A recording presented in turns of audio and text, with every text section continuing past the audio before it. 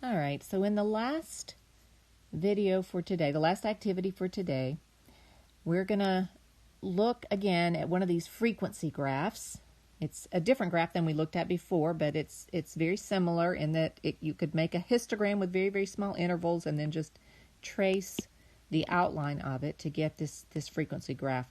And we're talking about the amount spent on cell phones by students. So this frequency here represents how many students spent this amount, whatever the amount is we're talking about. And we can tell certain things from this frequency table. We may not be able to get exact numbers. We may have to do a little estimation, but that's okay. That's real life. Now the range is pretty easy to get. We see that about $40 is the maximum here and about $4 is the minimum here. So 40 minus 4 is 36. So that means our range is $36. The mode is also pretty easy to get from these frequency graphs. Mode, remember, is the number that occurs the most often. Well, this is frequency, so to tell the most often, we just look for the highest point. The highest point is right here. If we get to that point and we go down on the graph to see what that amount is, it's about $31, right? It's almost $32. So we could say that the mode is about $31. That means that a lot of students spent $31 on their phone. The maximum number, the most students spent $31 on their phones. Now the median's a little more tricky. We do have to do some estimating. I'm going to show you how I do it. If you remember, when we were doing this with dot plots, we had our dot plots like this, and we counted the amount of data points that we had, and then we divided by 2, and then we counted the data points until we got to that middle point, and then we marked our spot, and that was our median. Well, it's kind of the same principle with this outline of a histogram. We just have to do some estimating. So let's look at, for $8, it looks like we have maybe about 2 students who spent $8. I'm getting that by going to this point at $8 and looking over right here. That's 10, so this is about 2, right? So I'm going to do each point like that. I think here we have maybe about 4 students. Here maybe 7.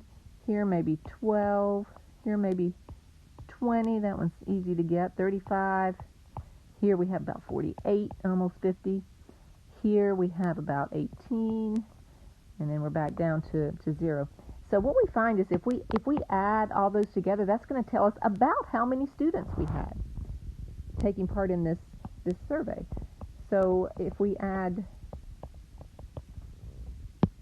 2 plus 4 plus 7 plus 12 plus 20 plus 35 plus 48 plus 18, we get 146. Well, we know that the median is right in the middle of the data. So we want to divide that 146 by 2, and we get 73. So that's what we're looking for. We're looking for our 73rd student. So if we go up the graph here, we start at 2. We're going to add 4, we get 6. We're going to add 7, we get 13. 13, I had to do some math in my head. And then keep adding. We find that at 20, we're at about 45, adding all of these together. If we go up here to 35, we're at 80. Oh, that's too much. That's bigger than 73. So we got to go down a little bit. So I'm going to estimate that somewhere in here is where we hit 73 students, somewhere in there. So I'm going to say that the median is around 27. It's right there before 28, 27. So that's one method for finding the median. The last question, very few students spent over a certain amount. Let's see, very few students spent over, we could say very few students spent over $40. Or maybe even no students spent over $40. We're not quite at 0. Very few spent over $36. There's only a few right here. So there are different ways we could answer that question. I'm going to say very few students spent over $40 because the graph shows a frequency of 0 or of almost 0